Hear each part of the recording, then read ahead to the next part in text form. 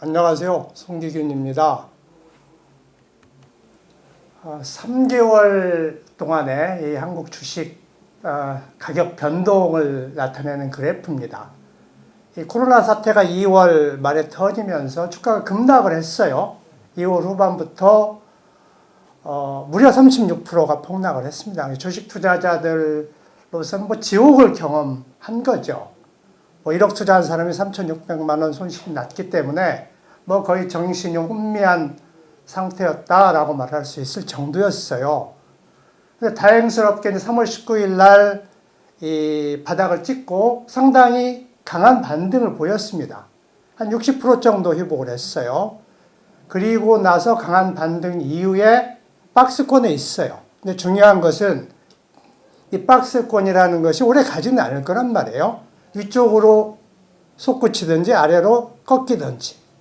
그래서 이 어느 쪽 방향을 잡을 거냐, 이게 이제 주식 투자 관심 있는 사람들한테는 상당히 중요한 문제죠. 증권사들이 매일 이 증시 전망을 굉장히 많이 쏟아내고 있어요. 이제 그러한 증시 전망을 쭉 봤더니 이런 이야기들을 하고 있습니다. 주가가 위쪽으로 갈 건지 아래쪽으로 갈 건지 결정하는 가장 큰 요인이 코로나인데, 이 코로나 사태가 지금 진정이 되고 있고, 그래서 각국이 경제 봉쇄를 했는데 이걸 해제할 건데 얼마나 빠른 속도를 하느냐. 또 하나가 각국 정부가 코로나 사태 터지니까 이 엄청난 부양책을 쏟아냈어요. 그것이 효과를 발휘할 텐데 얼마나 효과를 발휘할 거냐. 이 두 가지가 경제를 얼마나 정상화를 빨리 시키느냐 라는 것에 따라 주가가 결정이 되는데, 이 경제 정상화가 기업 이익에 영향을 미치면서 주가에 반영이 되는 거예요. 기업 이익이 중요한 거죠. 그래서 이렇게 꺾일 거다, 더블 딥 할 거다, 또는 더블장 바닥일 거다, 이런 전망이 있고, 상승세를 지속할 거다, 이런 전망이 나오고 있습니다. 이제 흔히들 주식을 가격을 결정하는 요인을 두 가지를 이야기를 합니다. 이제 기업 이익하고 유동성인데, 이 기업 이익은 앞에 설명을 드렸죠. 이 부양책들 각국이 엄청난 부양책을 썼는데 그것이 코로나의 충격을 얼마나 상쇄할 것이냐에 따라서 향후 기업의 이익이 얼마나 데미지를 입을 것이냐 결정될 거다. 여기에 따라서 주가가, 미래의 주가가 결정될 거다라는 이야기예요. 또 하나가 이제 유동성입니다. 제가 이제 오늘 중점적으로 말씀드릴 건 이쪽에 유동성. 흔히들 주식시장 투자자들은 수급 요인이라는 이야기들을 하고 있어요. 코로나 사태 터지면서 각국 중앙은행들이 돈을 엄청 찍어냈죠. 양적 완화를 했죠. 그래서 주식시장에 돈이 많이 유입이 되면서 반등하는 굉장히 큰 원동력이 됐어요. 이건 모든 나라가 마찬가지인데, 이 한국 시장에서 코로나 사태 이후에 굉장히 흥미로운 일이 있어요. 이 수급 면에서 굉장히 특별한 현상이 있었는데, 개인 투자자들의 돈이 밀물처럼 밀려들었습니다. 정말 2000년대 이후에 없었던 일이에요. 이것이 주가가 반등할 때 굉장히 힘찬 반등을 이끈 원동력이 됐고, 제 생각에는 앞으로도 우리나라 주식시장의 질적 변화, 양적 변화를 이끌 수 있는 굉장히 중요한 변수다라는 생각이 들어서 여기에 대해서 좀 더 자세하게 말씀을 드리고 싶습니다. 코로나가 터지면서 외국인이 19조 원을 팔았습니다. 두세 달 동안 19조 원.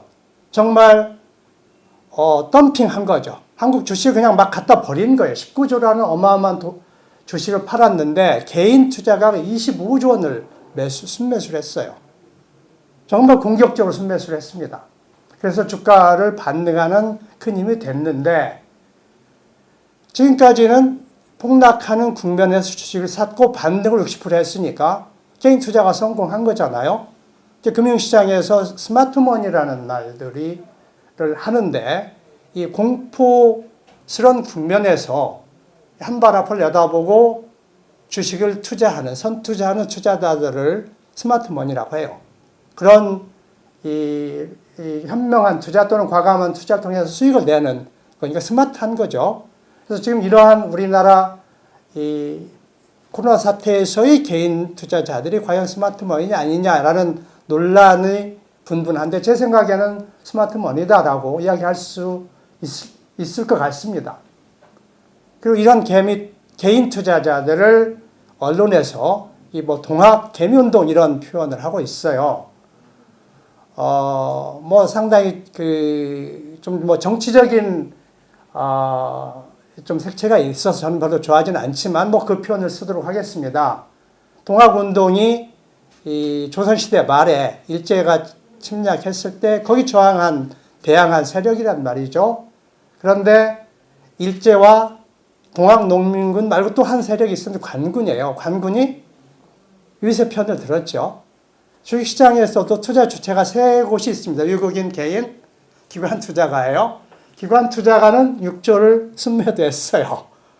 그러니까 이 동학 편을 들지 않고 위세 편을 들었는데 지금의 승패를 보면 폭락할 때 공격적으로 샀던 개인들은 이익을 남겼고 기관 투자가들은 팔았기 때문에 사실 실패한 거죠.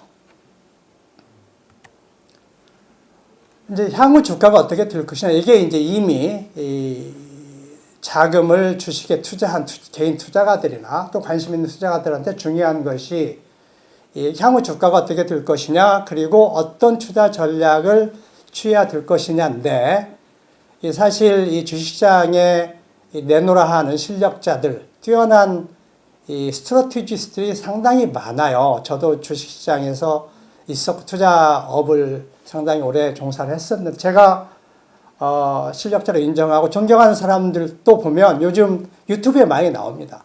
그래서 부지런하게 유튜브를 보면 정말 도움이 되는 이야기들이 많이 나오고 있어요. 제가 또 하나의 주식 전망 견해를 덧붙이고자 하는 것은 아니고 그러한 사람들이 내놓는 전망과 견해들을 제가 좀 정리를 해서 주식 투자를 하는 사람들이 참고가 되도록 정리를 해드릴까 합니다. 주식 투자를 하면서 향후에 주가를 움직이는 요인, 가장 큰 요인은 뭐니 해도 외국인 매도입니다. 외국인이 19조를 팔았는데 반등 국면에서도 계속 팔고 있습니다. 오늘 또 뭐 5,500억이라는 엄청난 국내 주식 매도를 했어요.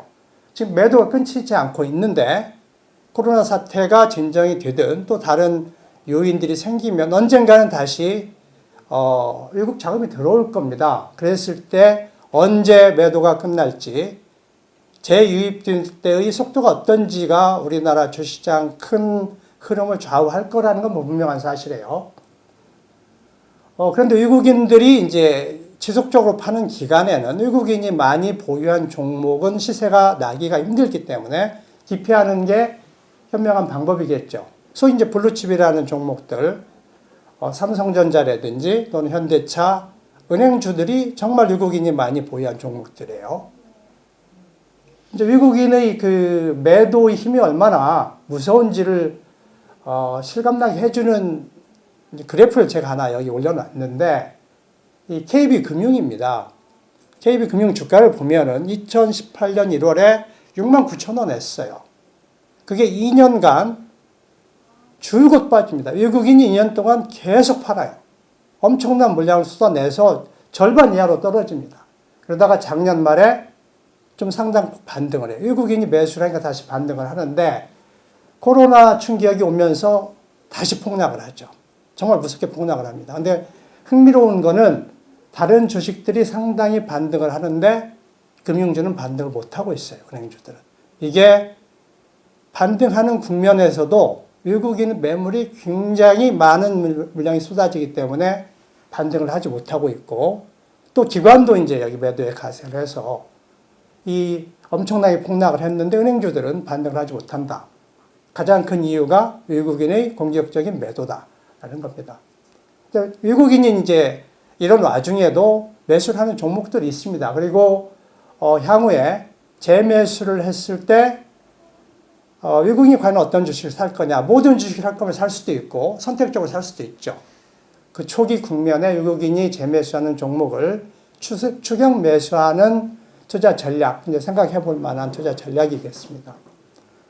또 하나가 기관 투자가인데, 기관 투자가도 적극 매수를 하진 못하고 있어요. 그런데 기관 투자가는 매수 응집력이 있어요. 그러니까 몇 개의 종목을 정해놓고 지속적으로 삽니다.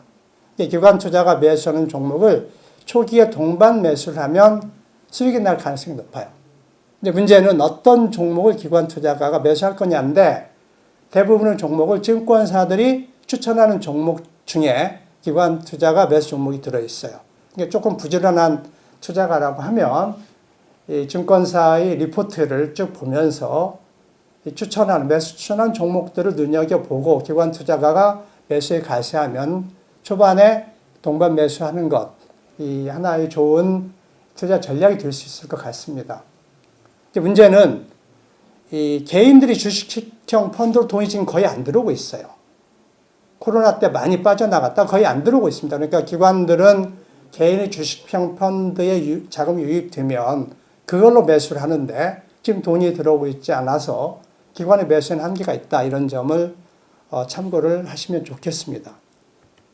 또 하나 언택트인데 많이 들어보신 내용이라 긴 설명은 생략을 하겠습니다. 제가 이제 중점적으로 드리고 싶은 말씀은 네 번째, 역발상 투자예요. 이제 외국이나 기관 투자가가 보유하고 있지 않은 종목을 투자한다. 언뜻 듣기 굉장히 위험하지 않느냐라는 생각을 할 수가 있는데 좀 말씀을 드리겠습니다. 중소형주들 그리고 거래량이 적은 종목은 외국인이나 기관 투자가들이 기필해요. 사질 않습니다. 이런 종목 중에 저PER이나 저PBR 같은 종목들이 많이 있어요. 이런 저PER, 저PBR을 흔히들 가치주라고 합니다. 가치주가 우리나라에서 몇 년 동안 극심하게 소유가 됐습니다.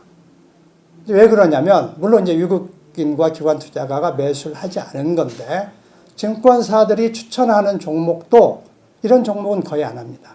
증권사가 추천하는 종목, 기관들이 좋아하는 종목이 대부분 성장 주식들이에요.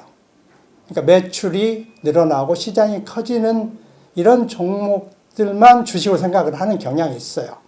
그런데 이러한 가치주들을 이렇게 재무구조를 보고 이사 내용을 보면 대단히 좋은 기업들이 많습니다. 부채가 거의 없어요. 현금이 굉장히 많이 보유하고 있습니다. 굉장히 좋은 주식들인데 주가가 그래프를 보면 계속 하락해서 바닥에서 많이 올라와 있지 않아요. 기업의 가치에 비해서 가격이 굉장히 싼 주식들이에요. 성장성이 없어서 시세를 못 내고 있는데 주로 이제 우리가 섬유업이라든지 또는 도시가스업 이런 부분도 성장성은 없는 산업이기 때문에 소유되고 있는데 이런 기업의 내부 내용은 굉장히 좋아요. 어떤 이 주식의 테마나 이런 것이 사이클이 있지 않습니까? 이 상승 국면이었다가 하락 국면이 있는데 이런 기업들, 이런 산업이 이 성장 국면에 도래했을 때 못 올랐던 것이 한꺼번에 오를 수 있다. 그래서 인내를 가지고 이런 주식을 사서 시간을 가지고 기다리는 것도 저는 상당히 좋은 투자 방법이라고 생각을 하고요. 또 한 가지 기업 지배 구조가 상당히 개선이 될 거라고 기대를 합니다. 예를 들면 한진그룹 같은 경우에 경영권 분쟁이 있으면서 경영권 분쟁에서 승리한 에서 경영권을 쥔 쪽이 굉장히 이 투자자의 그 우호적인 경영 정책을 펴고 있단 말이죠. 배당을 늘리고 자사주 매입을 하고 그러면 주가는 올라가게 돼 있어요. 그런데 이런 가치주들이 현금이 많고 부채가 낮기 때문에 그러한 투자자에게 배당이나 자사주 할 수 있는 여력이 굉장히 많습니다. 그러한 이 주주에게 우호적인 경영을 펴면 주가는 올라가게 되겠습니다. 그래서 이런 역발상 투자도 적극 고려해 볼 만하다라는 말씀을 드리겠습니다. 이제 끝으로 이 개인 자금이 많이 들어왔는데요. 이 투자 예탁금이라는 게 있어요. 그러니까 주식시장에 돈을 넣어놓고 주식 투자를 하려고 대기하고 있는 자금이에요. 그것이 1월 23일 날 27조 원이었는데 5월 7일 날 5조 원으로 18조 원이 급증을 했습니다. 개인들이 아까 말씀드렸듯이 코로나 사태 국면에서 25조 원을 순매수했는데 또 대기 자금이 18조 원이 있어요. 43조 원이라는 천문학적인 돈이 들어와 있는 거죠. 그런데 이제 외국인이 코로나가 진정이 되고 경제가 상당히 정상화되면 외국 자금이 들어올 거지 않습니까? 들어오면 국내 주식을 사겠죠. 그럼 개인 투자가들이 코로나 사태 샀던 주식을 팔 거예요. 그럼 개인 현금을 갖는데 이제 수익 났으니까 돈 빼가겠어 이런 투자가도 있을 거고 또 다른 주식을 투자할 투자가 있을 것, 저는 후자라고 생각을 합니다. 그래서 개인의 자금이 코로나 사태 이후에도 저는 상당 부분 이 주식시장에 남아 있어서 수급 면에서 한국 주식시장은 긍정적이다. 저는 이런 말씀을 드리고 싶습니다. 여기까지 1부를 마치겠습니다.